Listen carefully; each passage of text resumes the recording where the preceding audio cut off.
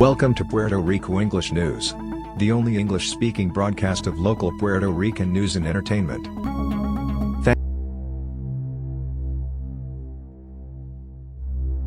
September 8, criminal charges for 3 murders that occurred between 2019 and 2020 as a result of a gang wars for the control of drug trafficking were filed Thursday against 6 federal convicts accused of belonging to a criminal organization that operated from the Pedro Rosario residential complex in Fajardo, Puerto Rico. Judge Marie Colon Masso set bail at $42 million, collectively. The 6 alleged hitmen were identified as Christian Cardona Hernandez, 29 years old, and a resident of Juncos; Raul Quiñones Boria, 28 years old and a resident of Loíza; Frank Quiñones Boria, 27 years old; Alexander Rodriguez Luna, 35 years old; Anthony Centeno Felix, 20 years old, and a resident of Fajardo; and Manuel Robles Osorio, 41 years old, and a resident of Fajardo. One of the murders occurred on January 9, 2020 on Safra Street, in the Jerusalem neighborhood, where Zamala Figueroa Jimenez, 19, was shot to death. For that murder, Quiñones Boria, 27, and Rodriguez Luna, 35, both with a history of murder and weapons, were charged as alleged perpetrators. Both are charged with opening fire on the victim and causing his death on the spot. In all, these men are charged with committing 3 murders in separate events.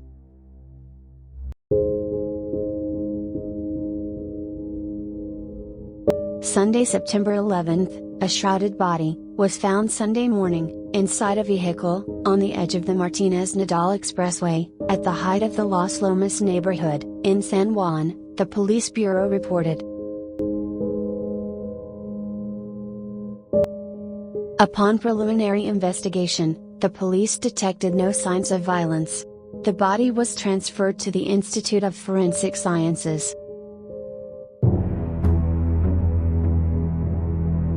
September 11th, a 39-year-old man was killed, and a woman was shot, on Sunday afternoon, in the parking lot of a shopping center, in Humacao, Puerto Rico, reported the police. After reports of shots fired, authorities found Carlos Manuel Cepeda Durán inside a 2014 Mitsubishi Mirage vehicle. The deceased was in the driver's side, and had gunshot wounds to different parts of his body. Meanwhile, a 28-year-old woman sustained a gunshot wound to her right hand, for which she was transferred to a hospital, in stable condition. The events occurred around 2:30 in the afternoon, in front of the Walmart parking lot, located in the Palma Real Shopping Center, on PR3.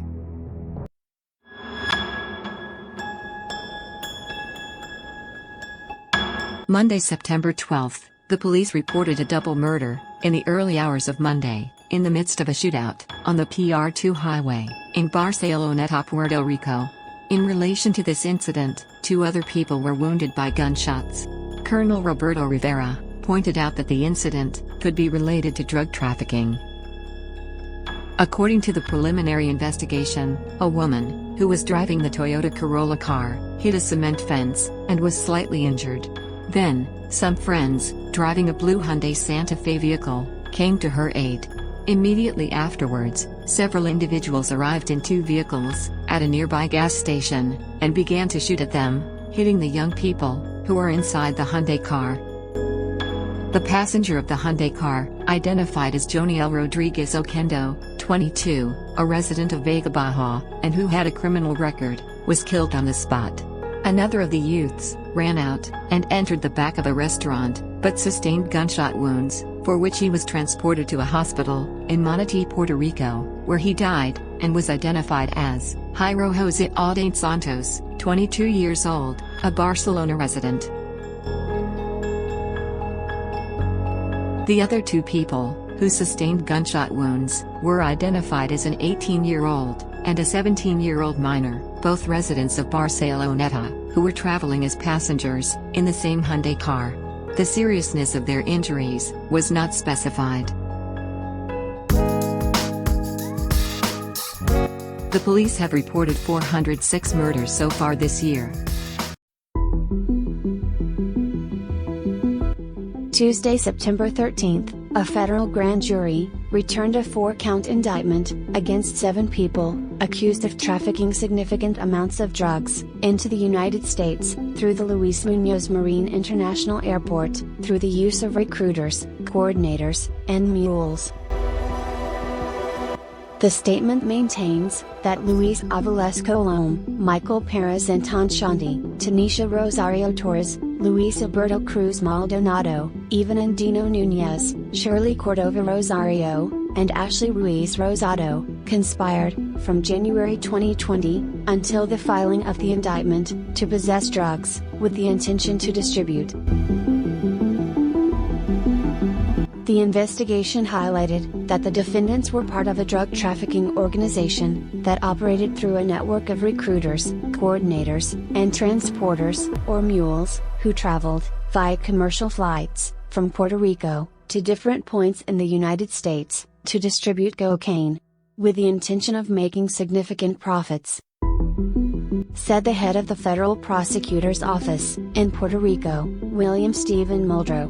This drug trafficking organization used the airport to deliver large amounts of cocaine from Puerto Rico to different destinations. In addition to drug trafficking charges, Avilés Colom also faces a charge of conspiracy to launder money.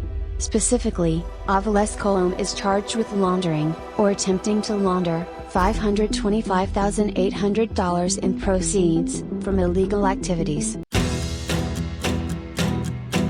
Tuesday, September 13th, police arrested 4 of 6 hooded men who were involved in an intense chase that began on PR 887 in Carolina and reached Trujillo Alto.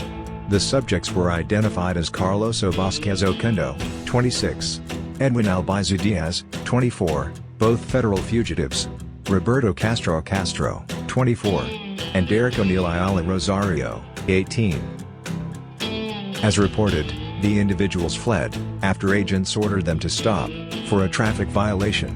During the chase, the men dressed in black threw weapons and ammunition into the street. 2 other individuals remain missing after having entered a wooded area near the Encantada neighborhood. They are presumed armed.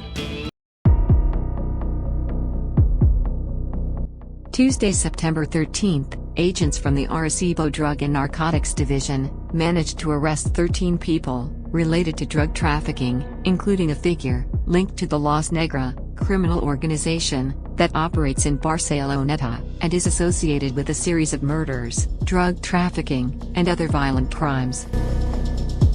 Lieutenant Axel Bosch Núñez, director of the Arecibo Drug and Narcotics Division, explained that during a surveillance operation in the Ramon Marine Solar residential complex in Arecibo, 10 people were arrested in connection with the sale and acquisition of illegal substances. We executed a search warrant in the El Cantito sector in Manatee, where we arrested a 25-year-old woman and a minor, 17, for controlled substances. Then, we went to the Catanyedo sector in Barceloneta, where the criminal organization known as Los Negra operates, and who are suspected of committing several violent crimes in the area, where we managed to arrest a dealer, the officer explained.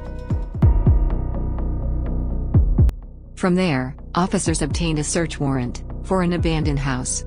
They seized several kilos of cocaine, heroin, and fentanyl, a powerful synthetic opioid between 50 and 100 times more powerful than morphine. They also seized 2 rifles, 2 pistols, and paraphernalia used for the sale and distribution of the drugs.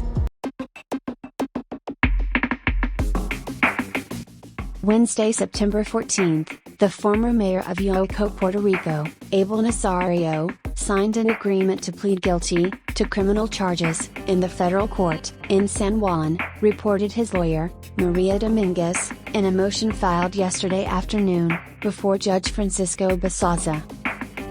On September 12, 2018, the then Senator Nazario was arrested by FBI agents as part of an ongoing investigation into misuse of public funds and corruption. After his release from custody, while awaiting trial, the senator organized fundraising activities for his legal defense. On March 21, 2020, he was found guilty on 28 of the 31 charges against him. In 2021, he was sentenced to 18 months in prison, in order to pay his victims, municipal employees, compensation. He appealed this conviction, and was released from prison, pending appeal. Nazario was vice president of the Republican Party, in Puerto Rico. The indictment accused him of requiring his employees to work 2 hours free, every workday, violating government labor laws.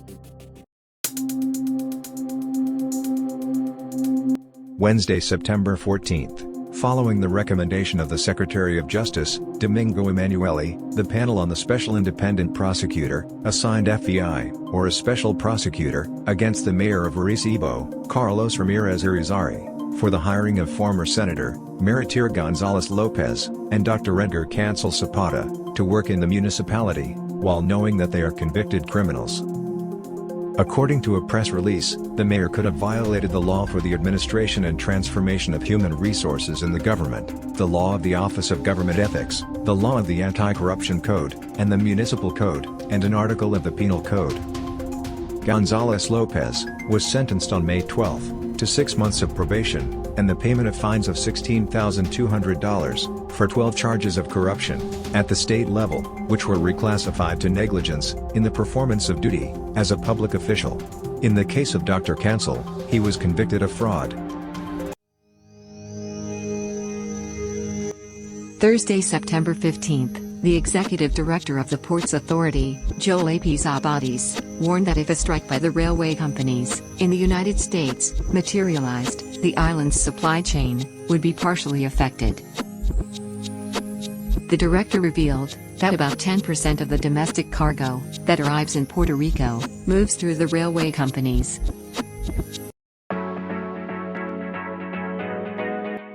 A $950 million deficit in the Puerto Rico Electric Power Authority predicts another rise in electricity bills. The cost of fuel crushed the finances of the public utility, and the Fiscal Supervision Board now claims to know how they will close the multi-million-dollar gap. At the end of fiscal year 2022, the Electric Power Authority had an accumulated deficit of $8,767 million. According to the Center for a New Economy, the Puerto Rico Electric Power Authority is required to provide dependable generation capacity, in exchange for a monthly payment from LUMA, a private North American energy company, to cover operating and maintenance expenses, as well as approved capital expenditures. While LUMA has absolute control to dispatch generation and manage system load at any given time. However, the situation was not exactly excellent when PREPA was in charge, as Puerto Rico's energy woes were years in the making, and are the direct result of PREPA's mismanagement, negligence, and corruption. Handing control back to the masters of disaster is not an option, a report states. It's important to point out that PREPA's indictment is not LUMA's vindication. LUMA had about a year to prepare for the takeover of Puerto Rico's electricity grid, and its performance, so far, has been, in the best case, deficient, and in the worst, dismal. Its management, so far, has utterly failed to deliver on its promises. Over the last 13 months, Puerto Ricans have repeatedly taken to the streets to protest LUMA Energy, as frequent blackouts and high energy costs become more burdensome. Thursday, September 15th. Tropical storm Fiona, the sixth of this hurricane season, could leave between 4 to 6 inches of rain in Puerto Rico, the National Hurricane Center reported. Follow Puerto Rico English News on Facebook or Twitter for up-to-date tropical storm Fiona information. On Facebook, search Puerto Rico English News or follow the link in the description. On Twitter, @PR English News. Thanks for watching. Here's your weather for the week. Thanks for subscribing. Have an amazing week.